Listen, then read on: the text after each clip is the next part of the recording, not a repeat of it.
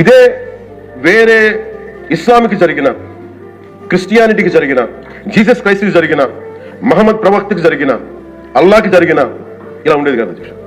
వాళ్ళు ఆ రోజు మన కౌన్సిల్లో కూడా అలా పటాలు తీసుకొచ్చేవాళ్ళు వేరే ఏ దేవతకి. బికాజ్ ఇది హిందువులు కాబట్టి, వీళ్ళ కులాలతో ముక్కలుగా అయిపోయి ఉంటారు కాబట్టి, హిందువులు తమ మతాలను ఎడాపెడా వీళ్ళు జోకులు వేసుకోగలరు కాబట్టి దీనికి సీరియస్నెస్ లేదు అధ్యక్ష. Before blaming anybody else, every Hindu has to take a responsibility for this, every Hindu. అందుకని మేము ఖచ్చితంగా I'm committed to get this, who are are the perpetrator, they should be punished, they should be punished.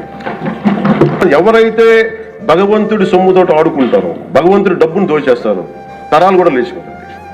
చాలా జాగ్రత్తగా ఉన్నారు. ఇప్పటికైనా దీనికి కల్తీ జరిగింది, వాళ్ళు ఒప్పుకుంటామని చెప్పి వాళ్ళు నిజానికి ఇంకా ఇబ్బంది లేకుండా ఇంకా మళ్ళీ దీని గురించి మీరు ఢిల్లీకి వెళ్ళి కోర్టులు వేసే కొద్దీ మీ పాపం పెరుగుద్దే తప్ప, మీ నాశనం కొంచెం ఫాస్ట్ అవుతుంది తప్ప ఇదైతే తగ్గదు.